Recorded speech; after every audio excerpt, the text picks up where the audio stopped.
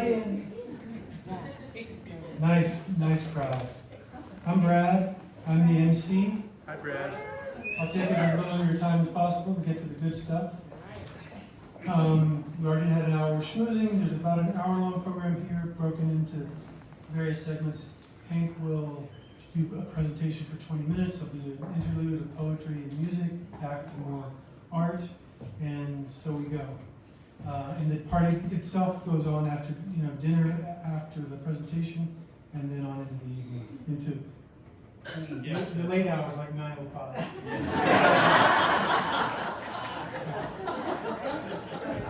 So turn off your phones. I have to say that, yeah. I'm supposed to give the introduction to Hank, except that's what Hank's going to do for 40 minutes.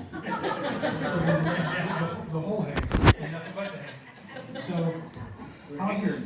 I won't give you any biographical details or storylines or how the art's produced. You'll get that shortly, but I have a few things I'd like to say about Hank that probably are not revelatory to any of you if you know him well.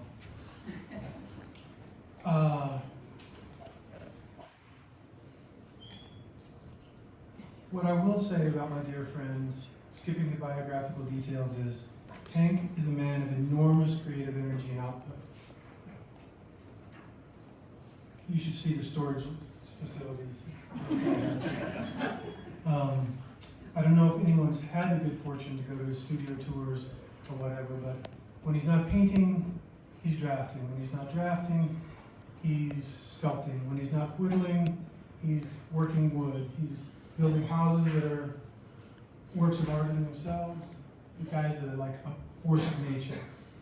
It's incredible, especially those of us who are would-be artists and watch the creative output. I'm just always in awe and a little bit in shame at how little I've managed to put into the world when I look at what Hank has done. So some of you may not know this stuff. He paints with his right hand when it suits him. When it doesn't suit him, or he doesn't get what he wants out of his right hand, he switches to his left hand. Or he'll turn the canvas upside down and paint it upside down because that's the perspective he wants it to stay. I don't know how many of you do that. I'm not one of you. He sculpts, he carves, he whittles, he paints, he writes, he grinds, he builds houses, he destroys and starts anew, he works and reworks and reworks. There's a lot of canvases, probably some of them here, that had 4 or 5 paintings on them before the paintings that are on them emerged. He challenges himself as he challenges his viewers, and here he is, to give you a deep, quick glimpse into his protean output over the decades. Hank Brusselback.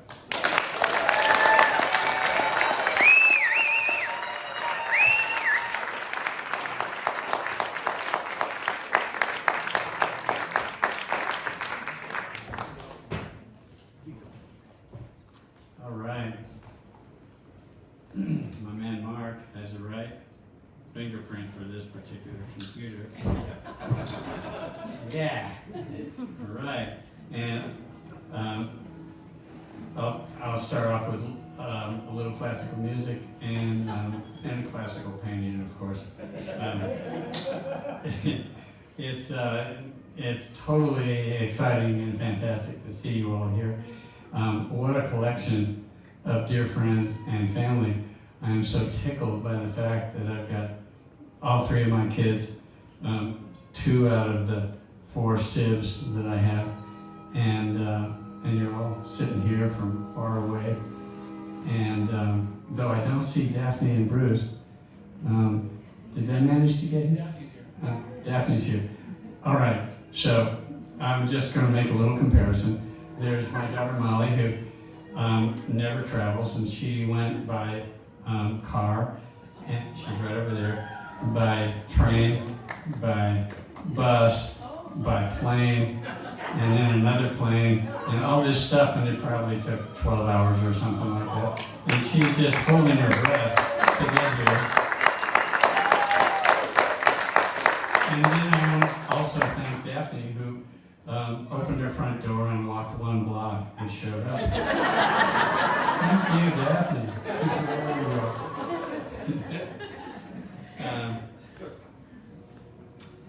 I thought I'd start with a little tale from my youth.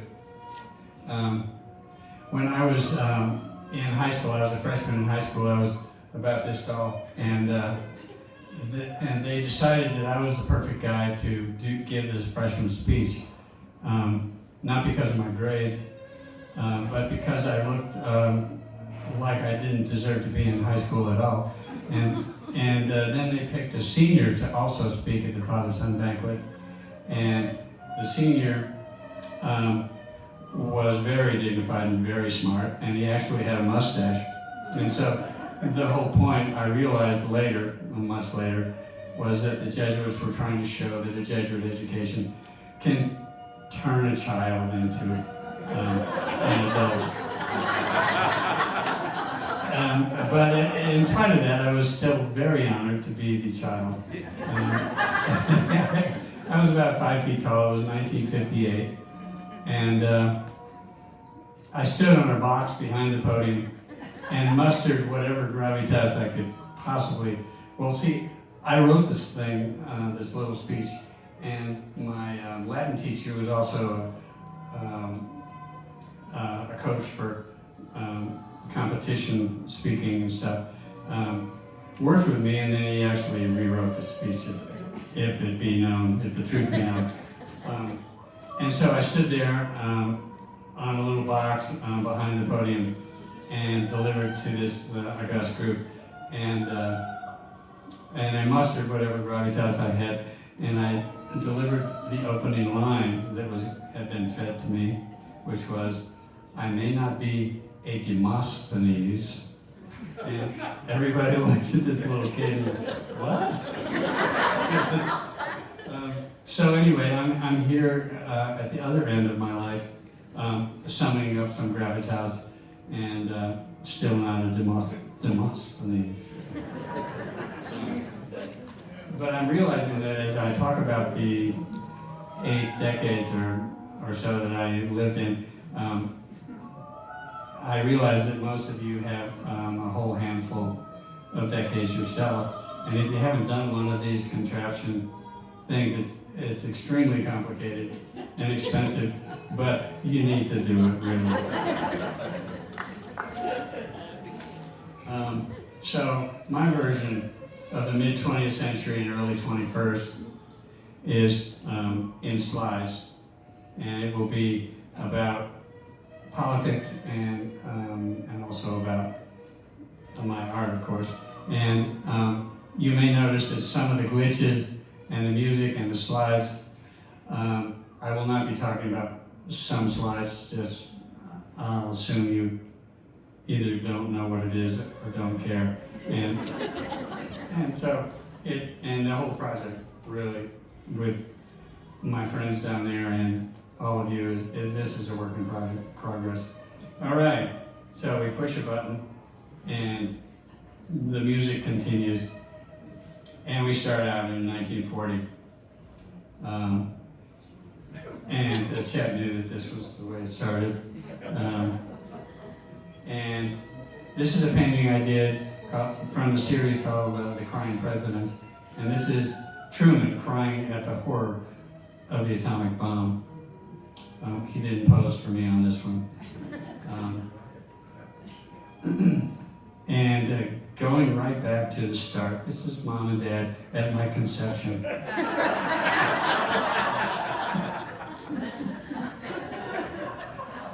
Mom and I were without Dad for the first 3 years. It was fine with me, actually.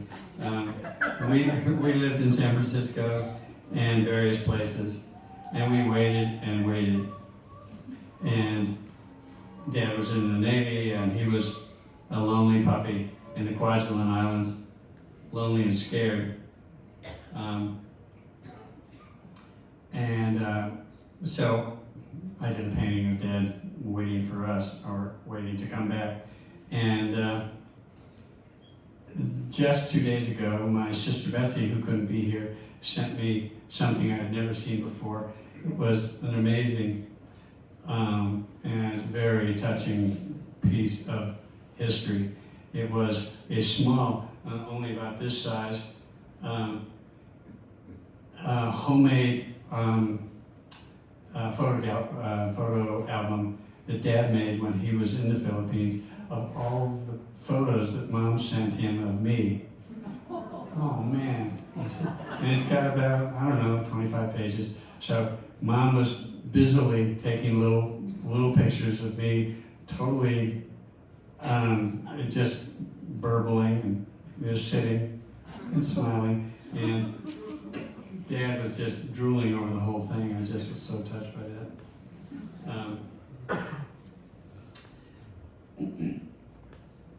I was brought up with Catholic indoctrination and did my drawings from holy cars.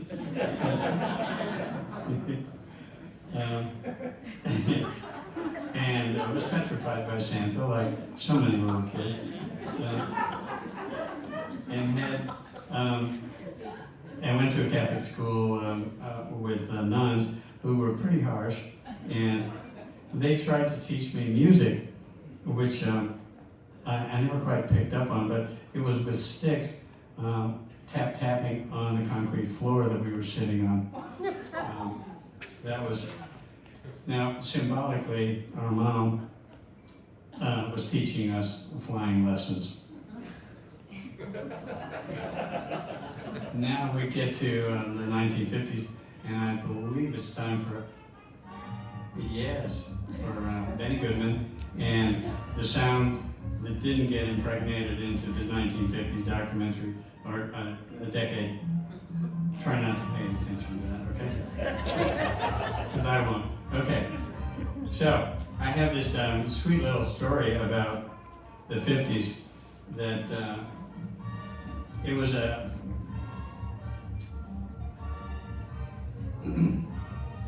decade of order, and I like Ike and Joe McCarthy. He was a famous red baiter that some of you probably never even heard of. I remember back when Matt was, 15 maybe or something. He said, "So Dad, who's Joe McCarthy?" I bet you don't even remember that, Matt. And I just thought, oh my God, this kid is so sharp. He wants to know important, nuanced details about politics. So I figured he was going to be a political activist in an instant. So anyway, I was sent down to the little grocery store when I was 5 to buy bread for my mother. And I bought Wonder Bread, and it cost like 10 cents. And they thought I was a real sweetheart of a kid. And they would say, Mr. Barkley would say, "So Hank, what are you today, Republican or Democrat?" And I would jump to the chance to be noticed, and I'd say, "Oh, I think I'm a Democrat." And he would laugh, and it was sort of a jovial beginning to my world of politics. Joe McCarthy at the time was freaking out that the Democratic Party was crawling with commies. That's Joe. And so was J. Edgar Hoover, who is painted here in flowers. J. Edgar in flowers. For some reason, I was fascinated by that strange-looking man, and he was a red scaremonger. He once, it was probably McCarthy who blackballed Pete Seeger in the 50s. And I met Pete 20 years later at an anti-nuke rally. So I had a warm feeling about the people who were blackballed. And probably many of you did too. When I was 10, I asked my mother, "Is it illegal to be a communist?" She said, "No, Hank, that's a very complicated question." So my brother Lon, in the back there, well, he played Indians. It was the 50s. I played baseball, but baseball got tough because everybody was so much bigger than me at the time, and they threw the ball too hard, and I thought that was very unpleasant. So I picked up, this is my Aunt Ruthie, by the way, in a photo album. Doesn't look like a photo album, but those were the days of eating watermelon with my friend Eddie. And then tennis saved my life. And I have many tennis player friends right out here in the audience that I appreciate so much.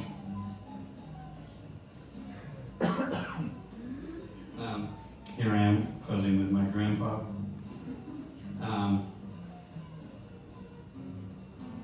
My mother got to be a serious painter about this time. That was an early painting of hers. And she sort of had this funny belief that the French invented art. Probably plenty of people in the, whatever we're into, we're in the 50s.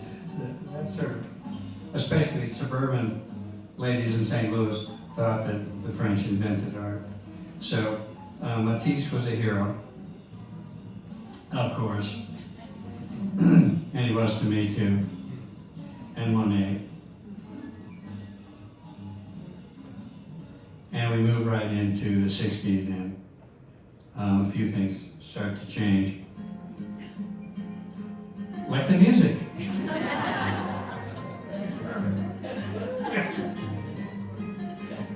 Okay, so I studied Russian when I was in high school and in college. And I was never, surprisingly, people were always very impressed with it, but I was never very good at it. It turns out you don't have to be that good to teach Russian, so I taught it. And that was from a painting that I did of, I guess I can't go backwards, but anyway, that was a painting of me in a Russian class teaching and forgetting every word of the Russian language. That was a terrible dream. Anyway, this is a painting my mom did of me during that time as a Russian teacher. She was probably proud of that. Okay, we're moving along here.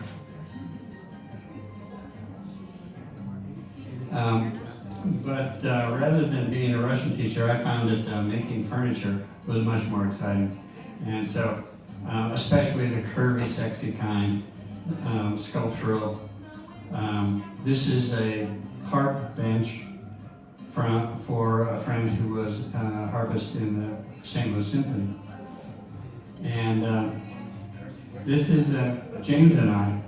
You probably don't recognize this, but it is. And my text says it was time to graduate. It was time to have kids, to get married, to have kids. That's Amy. And to have dinner at my wife Donna's parents' house.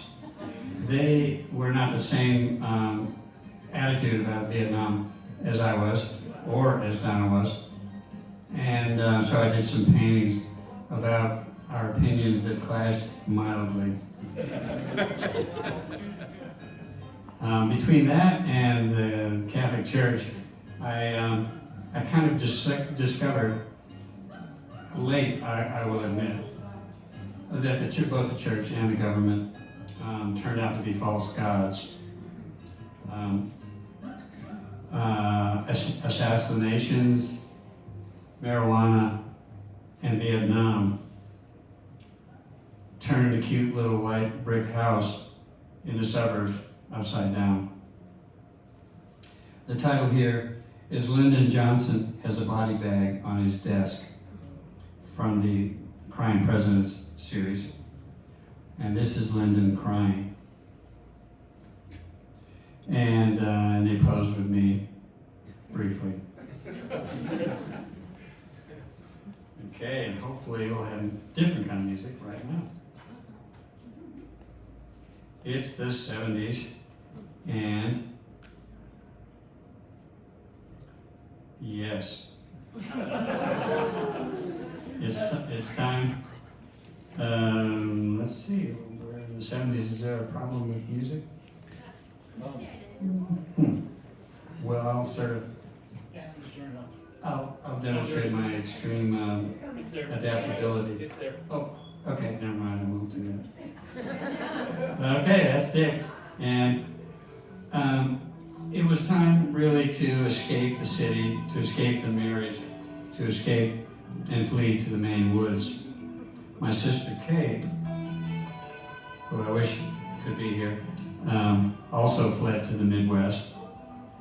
And they were back to the Landers. She and her husband David were back to the Landers, just like us.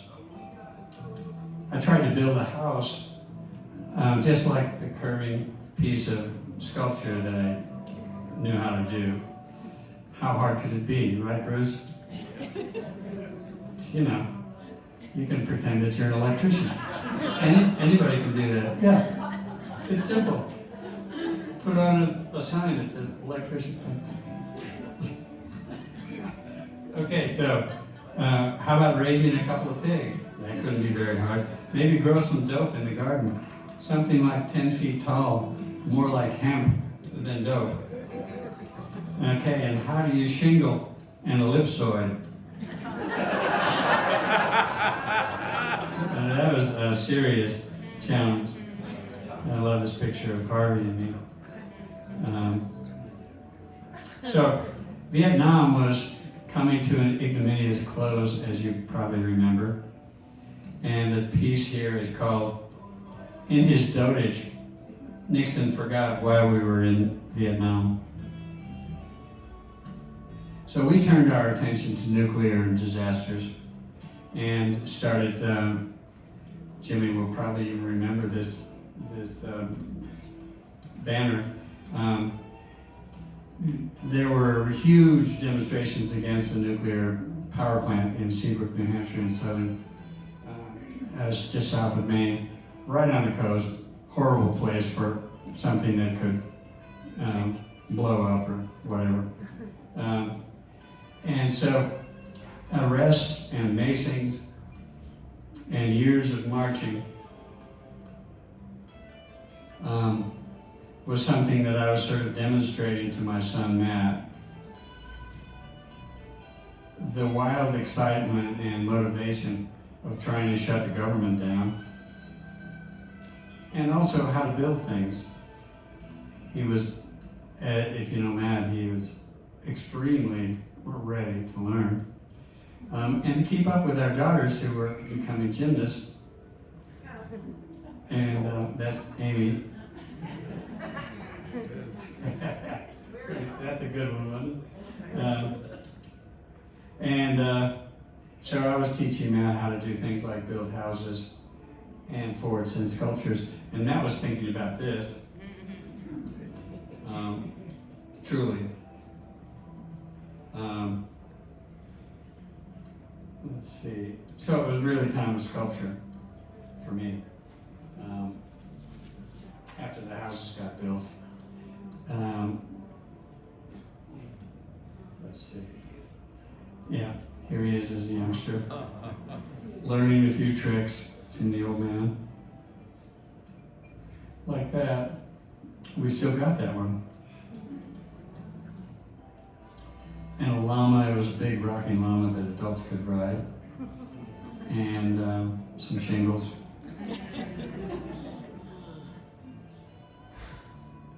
Another rocking animal that was almost unwalkable, I have to say.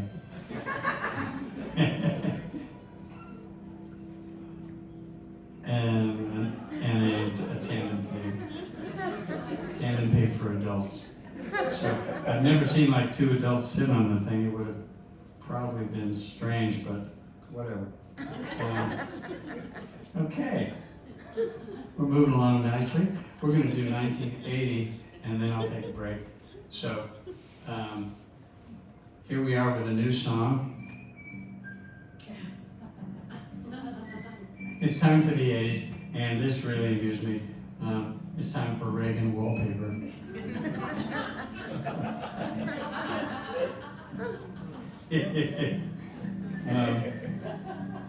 Matt and I went to, left Maine and went to CU, and they gave me a studio right away. It was totally generous of them because I didn't have an undergrad degree in art.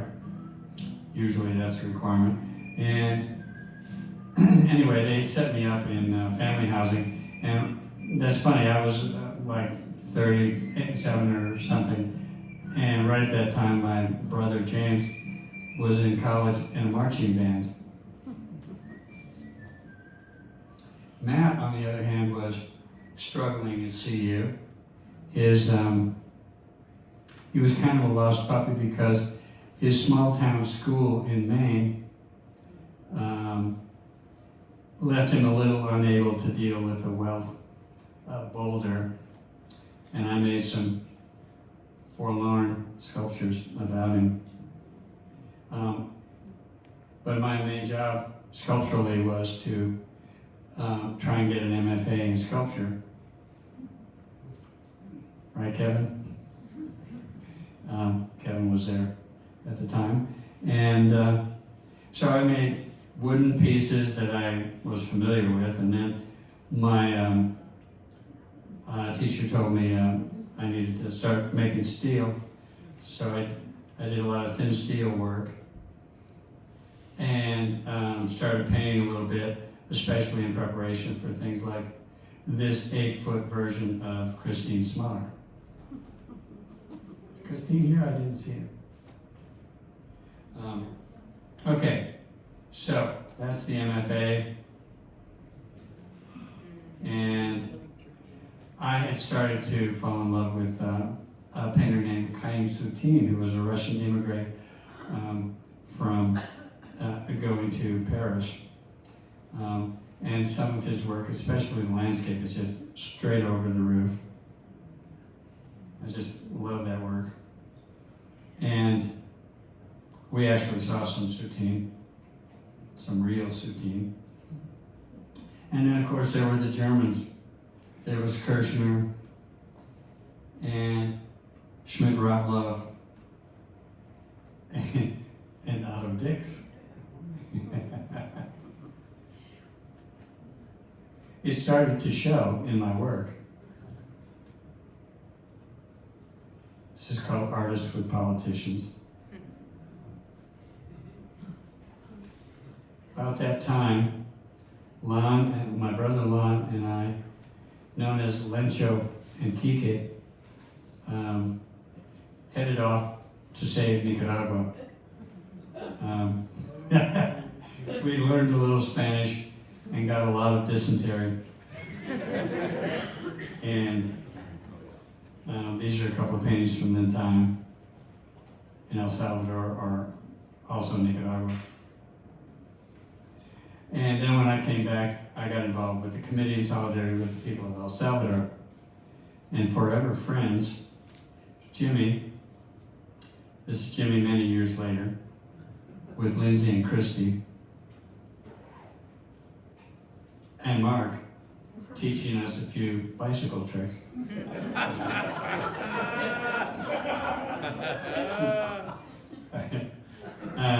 They became forever friends, and they're here tonight. So,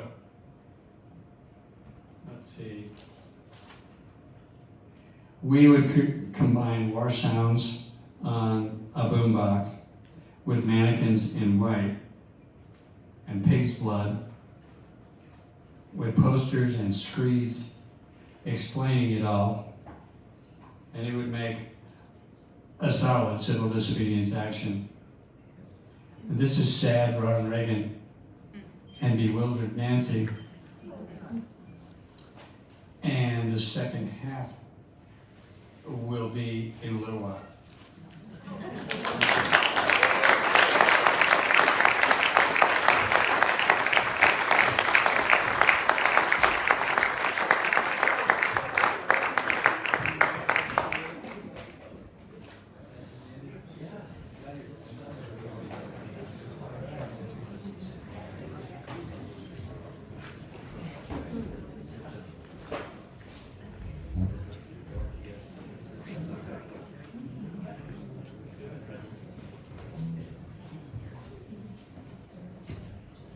Mike's coming back for another 20 minutes shortly, but now the other artist in the family. A sneaky artist. One you only know as a mother, as an activist, as a friend, as a therapist. Closer to the mic? Yeah. Guy has also worked herself up into a lather and become a great poet. Those of you who don't know, haven't experienced yet what she's become, are in for a treat, and she's going to read us a couple of poems right now.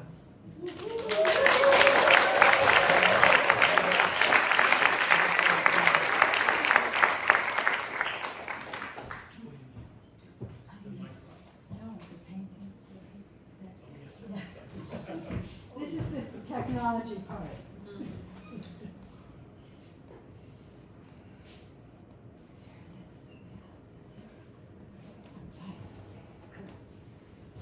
Hi, everybody. Wow, that light is really in my eyes. It's so great that you're here. So I am going to read two poems. These are poems in response to a painting. And that is called extractic, but that's such a, I'm not even sure if I'm pronouncing the word correctly.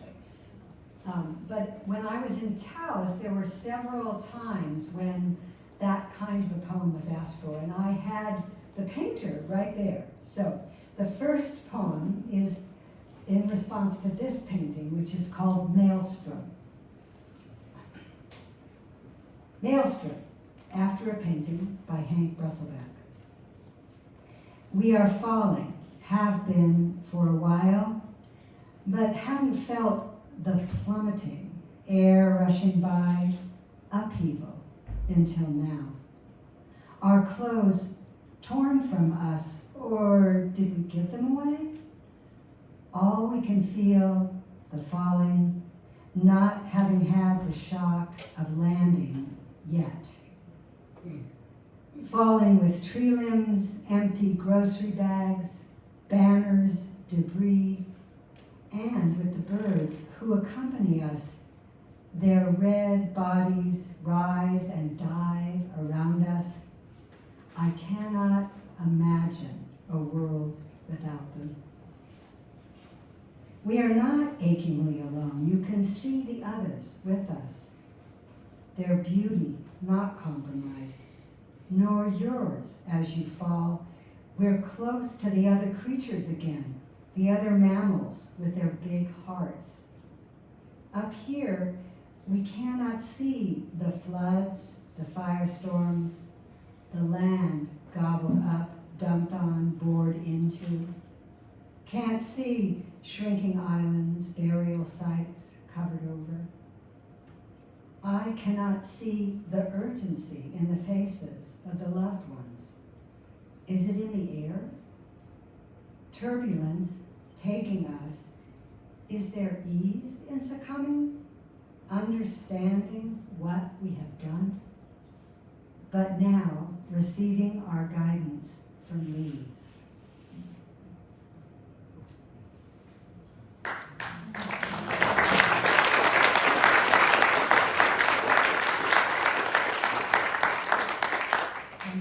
And the second poem is in response to this painting, which actually hangs in my office. I love that painting. It was one of Hank's dream paintings. And the title of the painting is My Blueness, but the title of the book that painting is in is called My Blueness Doesn't Bother Me. And that's also the title of the painting. My Blueness Doesn't Bother Me. Beneath the surface of everyday loving, here on the inside of life, the inexplicable breath, small gestures of naked tenderness, our bedrock, each of us with our touch of blue, reminders of the risk of being in a body, round, soft bellies of the young, and in the corner, older boys, the only ones clothed, already sensing danger, beginning to play with uncertainty and threat, to try on courage with the colors they wear, to keep fear's secrets and nakedness apprehending, even now, how life wants to change us.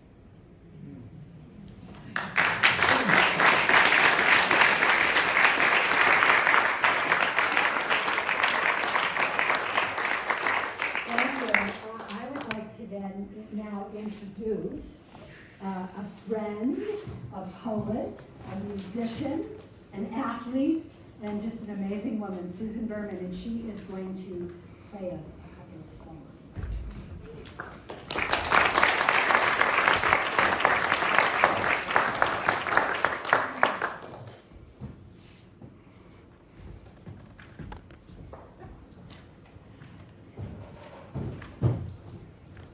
Is that wild? This is wild to be here. Thank you, Hank. You're mentoring us on how to do this, right? How to turn 80 or 90 or keep going. I'm honored to be in here and celebrating Hank. I'm not really quite sure why, other than maybe just a change of color here. I've known Hank and Gaia from back in Taos, and I live here now. But I went to Hank's studio during the, was it post-pandemic or kind of mid-post, kind of maybe post. And I needed to go there. I didn't have any money to buy anything, but I just needed, when he was on the tour, I was like, I have to go there. And I just have to say just a couple things. For me, Hank's work is just so vibrant and so visceral. It just goes to my heart and my kishkis. And Hank's work gave my body a way to feel what the news and the pandemic and the social media, all of that, made me numb to. And so there was this sense of solace and breath, and it was just healing for me to see your work and to be with it. It just, somebody was reminding me, it's like jazz. And I'm really grateful for you doing what you do so beautifully. So I'm going to share just 2 songs, and I brought one of them up here just in case I decided somewhere inside that I was going to forget the lyrics, but I should know it. And there are 2 songs. One of them is, this first one is, it's from a dream. And I know that Hank has worked in dreams. And this one is called Fallen Moon, because that's what happened. The moon fell. And so much of what Hank's work speaks to me about is kind of radical feminism. You know, there's many words to categorize what his work is, and that's one of them for me. And so here's the moon, she's fallen, and how are we going to tend her?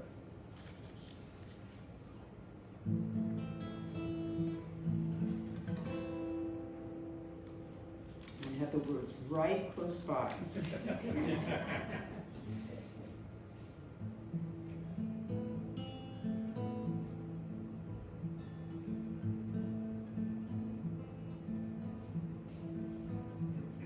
Moon fell from the sky last night, landed like a wayward kite, scattered and glistening in the grass.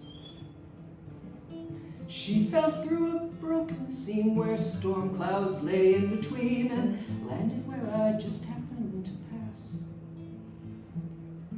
All day long I gathered you, wondered what I would do.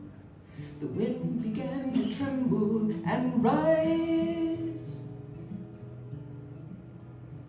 The evening sky will need you soon, your guiding light, song you croon to stir the oceans in their tides.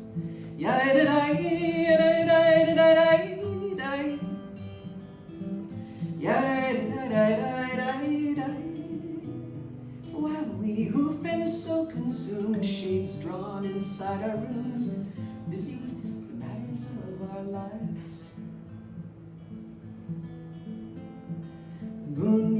fall again, catch a glimpse around the bend, her beams scattered and lost, worn. Will you be there to gather 'em, those pieces lost and found amongst the thistles, grasses of the morn? And someday, not too soon, I'll go myself up to the moon, dancing in the light when I die. Until then, keep an eye, lest she fall and shatter. Be ready to gather her return, moon to the sky. Ya-da-da-da-da-da-da-da-da-da. Ya-da-da-da-da-da-da-da. Ya-da-da-da-da-da-da-da. Ya-da-da-da-da. Until then, keep an eye, lest she fall and shatter. Ready to gather her return, moon to the sky.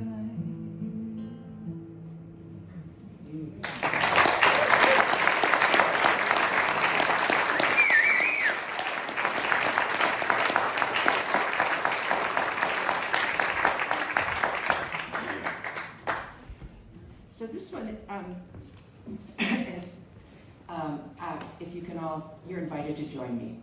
And all you need to do is just add a little percussion with your arms. But there's going to be one, and I'll lead you through. And at one point I'm going to go like this, and that just means stop. Okay? Pause. Okay? So here we go. Oh, so this is called Evolution, and was written a number of years ago on how to belong and how to deal daily. How I belong to this amazing world in all the ways that arise. And so for me, a bit of a cosmic context seems to help. So here we go. Not too loud, but so really gently. There you go. Yeah. So you're going to keep going until I do this.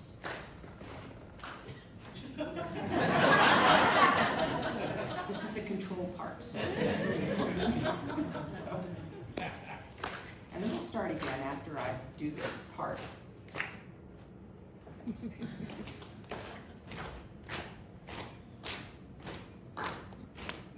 Really gently. I might do something else. You have to keep going. We could fly south, we could live on the sand. Stay here and listen to the call of the land. Dream talking metaphor, light on the sea. You close your eyes to a vision, subtle tyranny, evolution. Evolution. Evolution.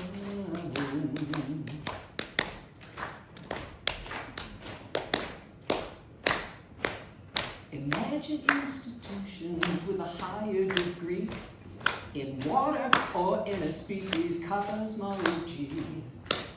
Fill in the bigger picture, stretch to the sky. It can hold all the miracles, you and I. Evolution. Evolution. Evolution.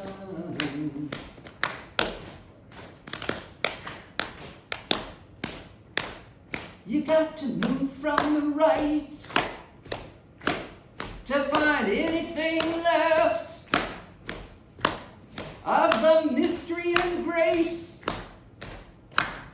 of inevitable death. So wait near the window that opens the night. Cross-train your body to pray in daylight. Sons of the Father, daughters of the moon, celestial bodies will breathe us in soon.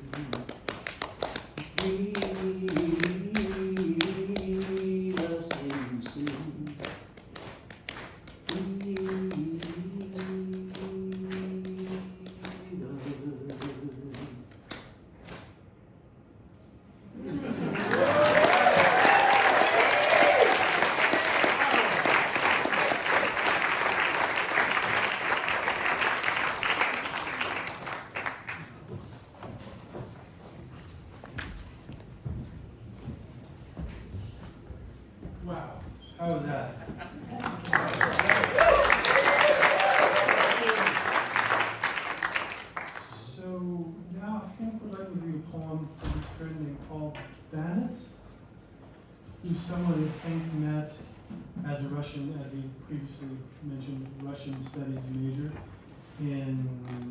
at St. Louis U. They went through that program together and then didn't speak for 50 years. And then we found them, I think, when we made our other book, Hank and I produced a book together and published it into the middle of the pandemic. That was great timing. And but the good thing about that is, I think a lot of friends maybe got in touch with you, but most especially Paul, who was extremely moved, as Susan has been, as we all have been by Hank's work, to just get back in touch with Hank and tell him how magnificent a job he was doing representing the pain and passion in the world. So here's Paul's poem that he sent in lieu of himself for tonight.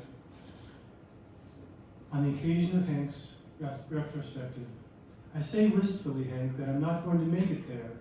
That is, I will not be traveling in a car to Boulder, so I cannot be there at that moment making it there, so I'm compelled, or at least motivated, to predate and pre-exist and pre-be present, which is absurd and nonsense, but one can imagine. I do much imagining in words, not images, which is the very reality prompting me, pulling me, drawing me to Boulder on that day and at that time. To have a look, one more time for all the old times at your images, all of the bliss over all of the years, or at least some of it, all of the anguish over all of the years, or at least some of it, a sampler. Something is sure to happen there, but I already know what that is or will be. Merriment, joy, celebration, combining people in a space and things to look at and touch as though they mattered more than ever, as if forever. A summation at the end of a million prior summations, incorporated in the act into the whole of your life. Pictures at an exhibition. The great thing about a second childhood is how grace is manifest in the flow, to you and to Gaia and family, and all in your circle, and all in your aura, all of the very best. You have led charmed lives, full of grace, say I.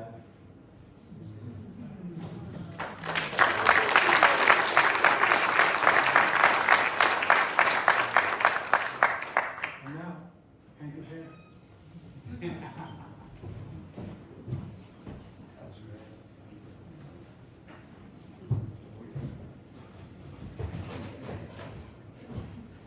Push right button.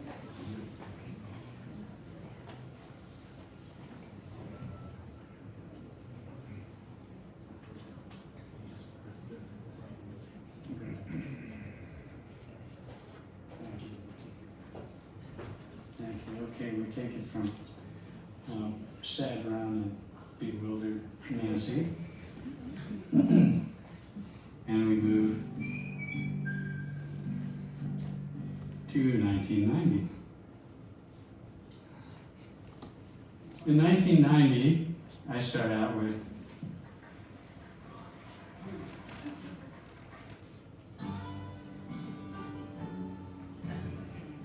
so good. I start out with family things. There's Lon's giraffe. That's my brother-in-law. And his fish that you can walk into. Brad's Tobiah.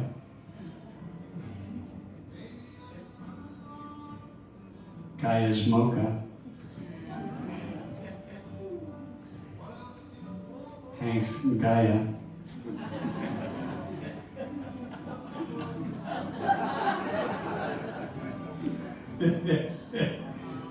I had a wonderful photo of my son Matt's with his firstborn, Adam.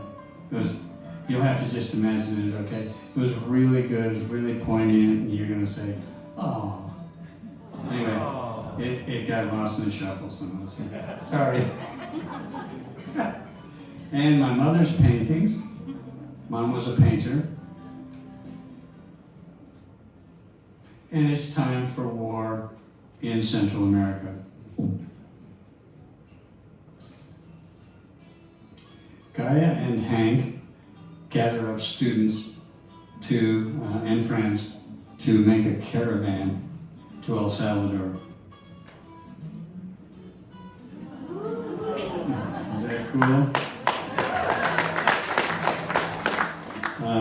The caravan went from Boulder to the war zone with trucks and medicine and tools and lots of good wishes. And Guy wanted me to add lots of naivete. Yeah, she was right. 7 months in their country, and I made a book, mostly pen and ink drawings. And the book was called Chickens Sliding Down a Tin Roof.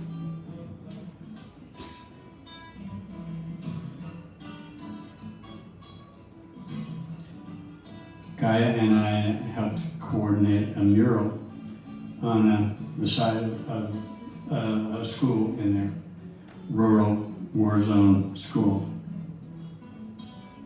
These folks are repatriating back to their home in the war zone of northern El Salvador.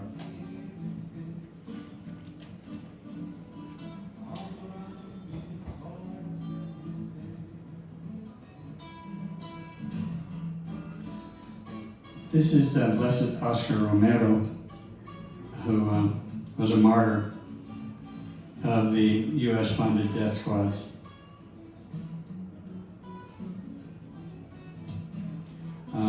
At home, Guy and I, back when we got back from El Salvador, we got into long conversations about how do presidents live with their murderous wars.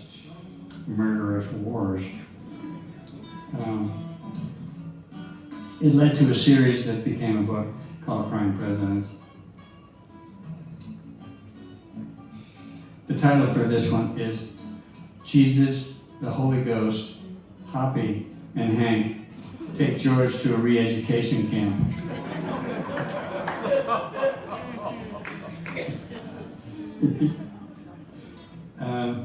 And this one is also full of compassion. It's called As George is Drowning, He Discovers His Empathy for Others. And this is General Petraeus earning another merit badge. The year is 2000, and I and eventually Gaia head off for Dixon, New Mexico. We argue about that date.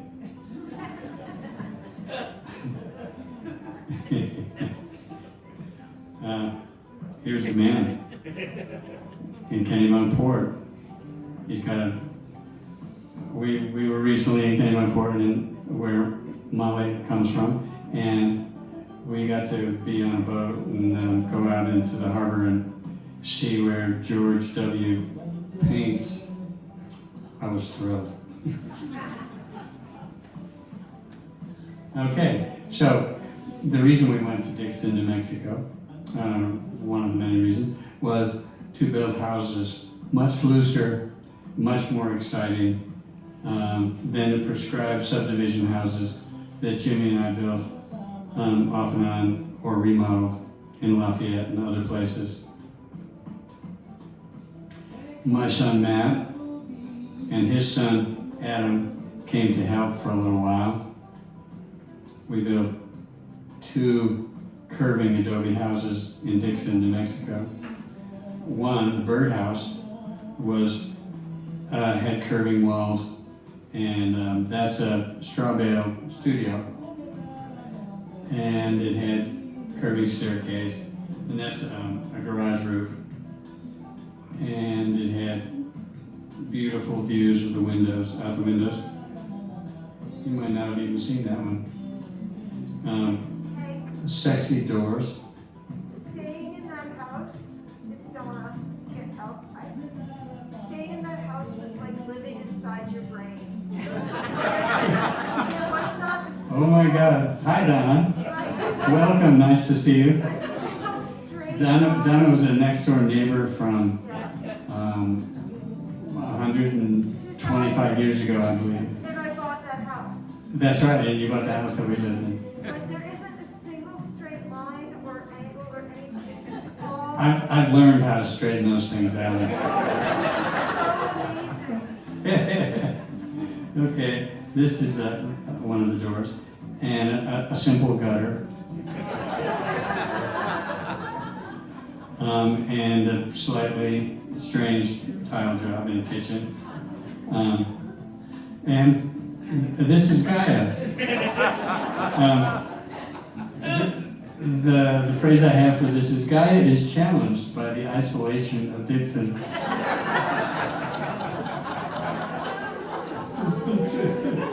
That's hilarious. So I started painting Dixon folks and adding famous people to them, like just arbitrarily I got to pick. And this is Ron and Jay, our dear friends, with Winston Churchill, who seemed like the perfect friend.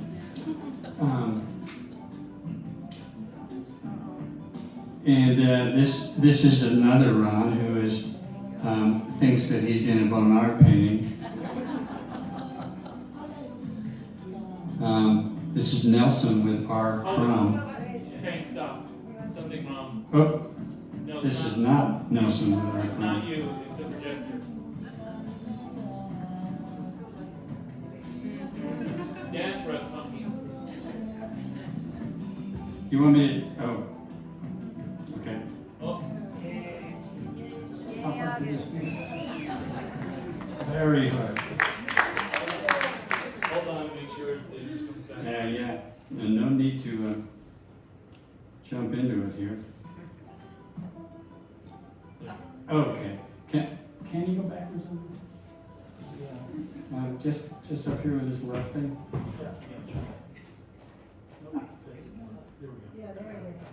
Oh, cool. Okay. Yeah, that's Ron in a Bonnard painting. And this is Nelson with R. Crumb. And my mom's dog, Arlene. And Gaia and I, with Howard Zinn, we wanted some dignity in our painting. You know? This is Marie with Betty Davis. And then it was time for us to be worried about a war. Let's see. The Iraq War was looming. And this is a painting of George during the Iraq War, feeling unusual emotion. And this is a detail from a large painting of Rumsfeld. I had a friend who actually knew the Rumsfeld family, and they lived in Taos off and on. And so I was able to, you can't see the whole painting, but I was able to paint the wife and the children and all that stuff. And I painted it and called it the Rumsfeld Family Intervention. Because I'm assuming that, and I kind of knew, that Rumsfeld's wife was starting to feel some chagrin at the fact that nobody wanted to talk to her anymore. So our answer was giant puppets. This is called The Web of Life. And it was the sweetest of the puppets we made. We took her to Santa Fe, where folks said it was the biggest demo ever. David and Elsie, David Silver, good friend from here, and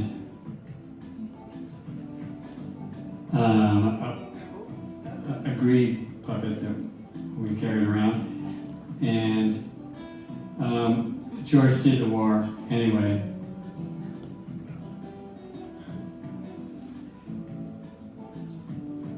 The brothers started growing up. That's my brother-in-law and James.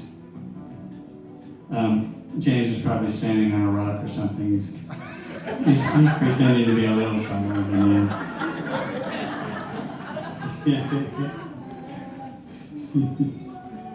Here we are. That was at Lon's house. And my granddaughters, are they cute or what?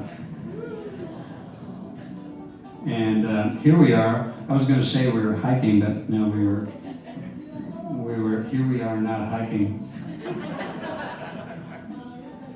This is Molly's girls before she had Oliver. And James, I was talking to you about this painting. This is my brother James with his former wife Bonnie. And this is Ella with her dad. Her dad being here, Mark, somewhere. And this is what we call Matt's kids in Alaska on a hard day.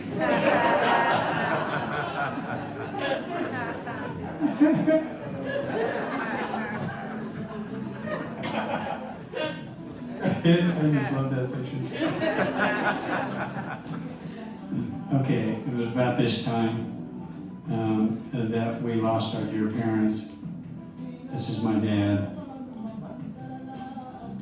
And this is Dad standing, sitting by a fine painting that Mom did of him, late in her life and his.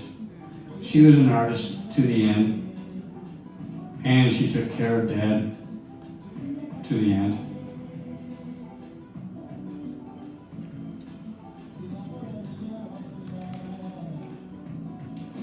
This is saying farewell.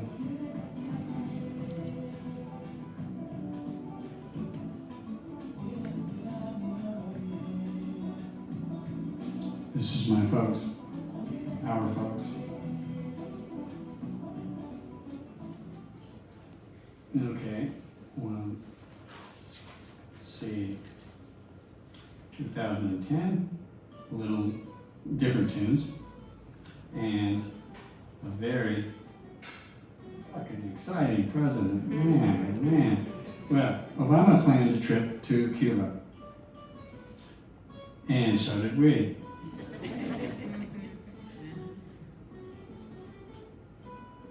Is that great or what? Okay, so we moved to Taos, New Mexico, just up the road from Dixon, 25 miles, to build another curving house. This time we called it Crab Nebula. The tour de force was an umbrella ceiling.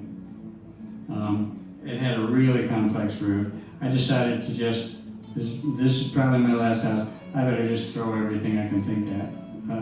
And the ceiling was definitely the tour de force. It was an umbrella kind of shape with asymmetrical, interconnected arches that enveloped the kitchen, the dining room, and the living room.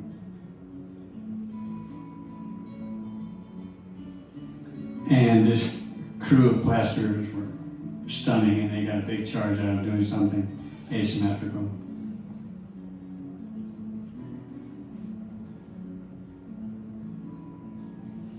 I think I showed that.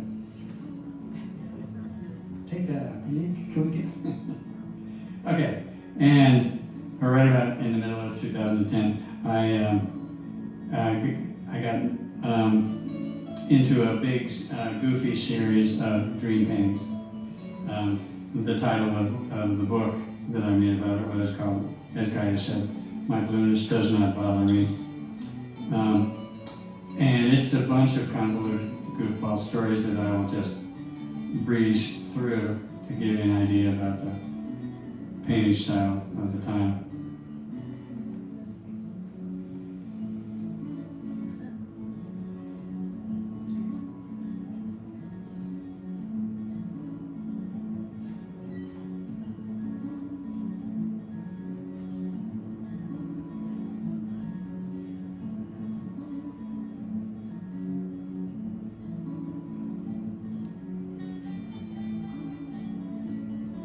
This is called Mouse on a Plate.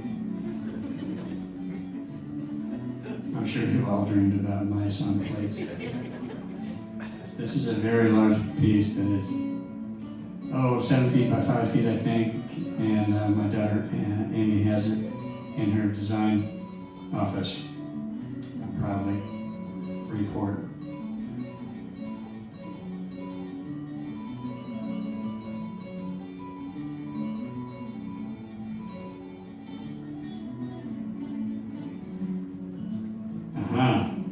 This is not a painting. Around 2008, we got nervous about another war, one with Iran.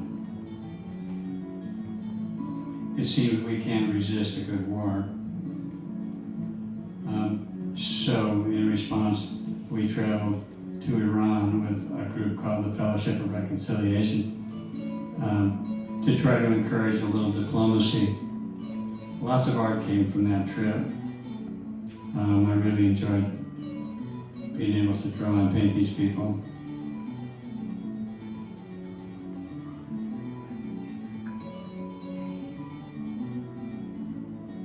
They were very open, very excited to talk to Americans who they almost never see. These boys were singing a cappella in a cave. It's quite cool.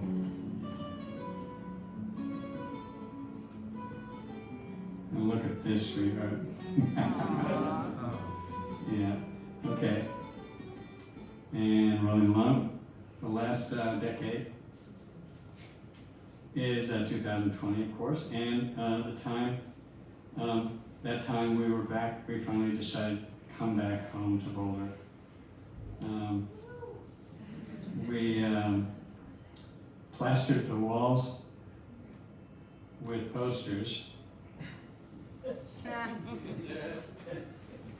and it was an exciting time, of course. And this is Brad's young son. I don't remember how old he was, but he might have been 12 or something. It was just a delight because that's Adrian, and he was sticking up a poster on a post right next to a Catholic church, and it was the naked Donald Trump. And he was just going, yes!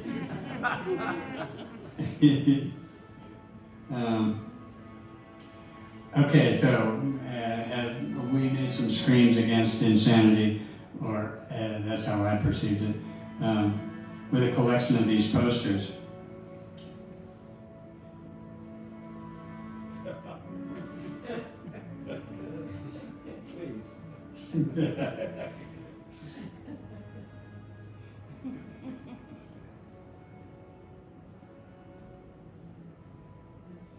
And banners, which we hung out in front of people's houses. Some of which are here. Stacey Abrams, and Reverend Warnick, and some. Osloff. John Oscar. Ah, yes. And then there's me over on the swing, holding balloons.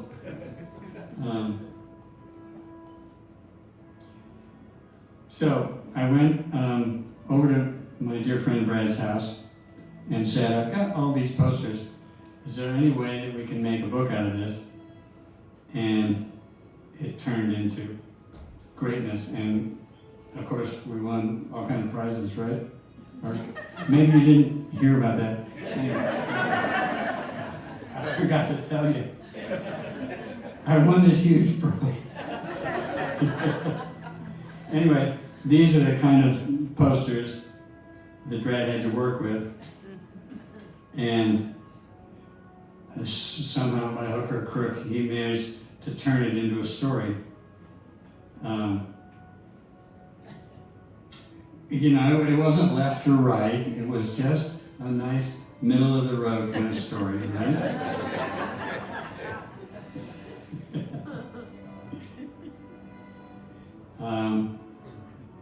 And what it yielded was a book with that for the cover. here we are. I think of it as, let's see.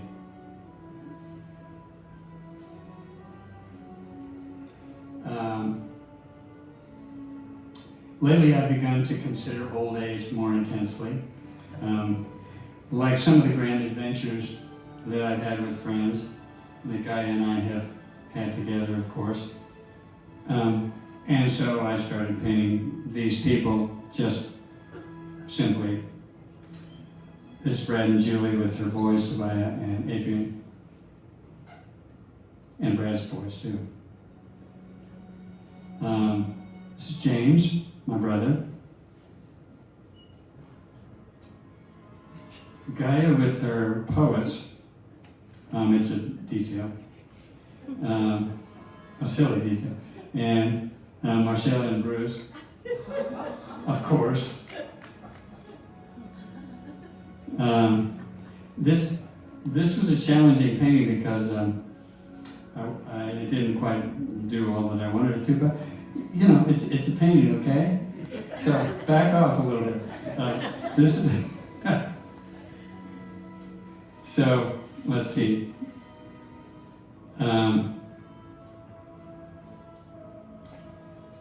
Oh yes, this is Andy listening to Peter's favorite story. I won't tell you what it is. He'll be glad to tell you though. Then it's Bill, Roger, and Bill. And Roger was having a bad day that day, he probably was. Matt and Amy, my son Matt, and his wife Amy. My granddaughter Tori, her new husband, who somehow ended up much shorter than she is. and Mark, Amy's husband. This is my dear friend who passed about 10 years ago, or 15 years ago, Harvey. And Stacy and Marilyn are still hanging in there in Maine, where Molly lives. This is Catherine Hansager and Mark and me, only we were posing next to a photo of Catherine, who is a poster child over at the Ideal Market. And Marcella, looking, you know, just like Marcella.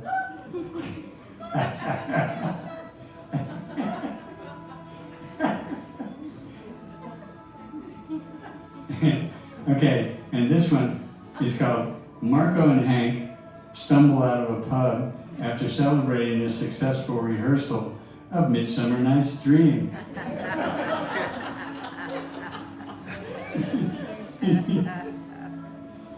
And this is me and my brothers on Zoom.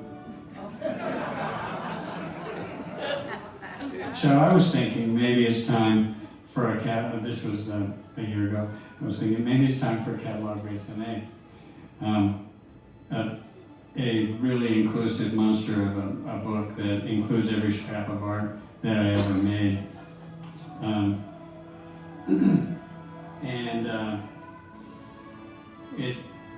It turns out that the grand conclusion, which is building nicely, isn't it? Is I don't know what else.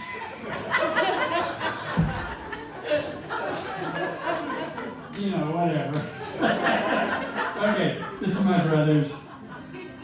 Call it good. Call it my brothers. Okay, here's a book that we have out there. And we're going to make a fortune on this book. The title is a little strange. It's from a Protestant hymn from 1875, and it's called Bringing in the Sheaves, Bringing in the Sheaves. Here we come rejoicing, bringing in the sheaves. When I was 5, I was taught that by my Protestant babysitter. My parents probably were in shock. Oh no, a Protestant hymn. And I learned it, you know, solid. I learned it as a 5-year-old would, bringing in the cheese, bringing in the cheese. Here comes Georgie Porgy bringing in the cheese. So it didn't really dent my faith at the time. So I have some giant thanks to give to some dear friends and relatives. I want to thank three folks for all the support, the inspiration throughout this book and this whole theater project. And I challenge you all to do one of your own. I can see that some of you have white hair. It's time, okay? Just get on with it. But thank you to Brad, my dear friend Brad, to Phil, and my daughter Amy. Yeah.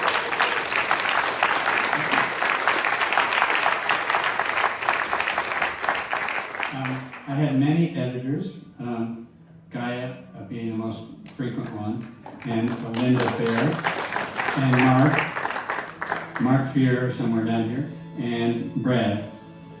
And finally, the book design. I got it sort of into a skeletal framework with my cameras right here. And then Amy took her perceptive design perspicacity and turned it into wizardry. Or something else. Okay. And are you going to say something about the food? Yeah.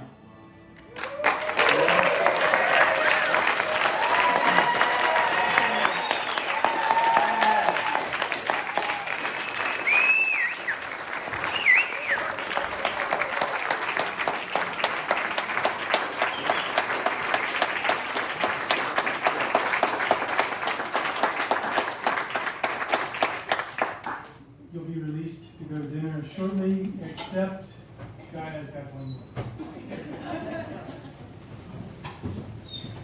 The last word. So, I think many of you know that Hank is going to be 80 in November, which is part of the reason for this party. And also, Hank and Gaia will have been married 30 years in November.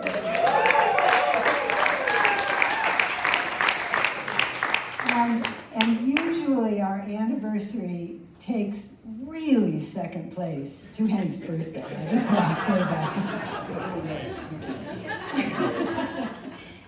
And so I wanted to read a poem that I actually wrote on our anniversary, I don't know when, but it was a while ago.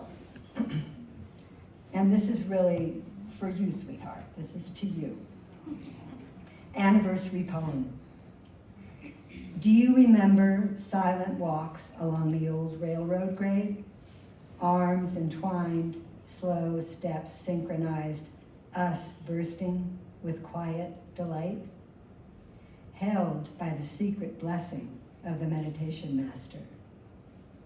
Years wrapped around us, we kept on walking, roamed neighborhoods after dark, laughed after dark, have come this far. Your wild, multi-dimensional mind dreams voluptuous ceilings, undulating roof lines, rearranges rooms in morning reverie of shifting shapes. Wrapped in your father's checkered shirt, devotional deities hover, help you smear paint, faithful to your muse, ardor in each brushstroke, each truth told. Your daily praise songs for simple conversation, fellow workers, big bold sky, fresh night air, pour out, take the edge off injustices piling up. Weathered but not worn, made porous by longing's ceaselessness, outer layers easily pierced to hearts unfolding, you are tender to the touch. I'm still singing your song, you and I still held in that original blessing.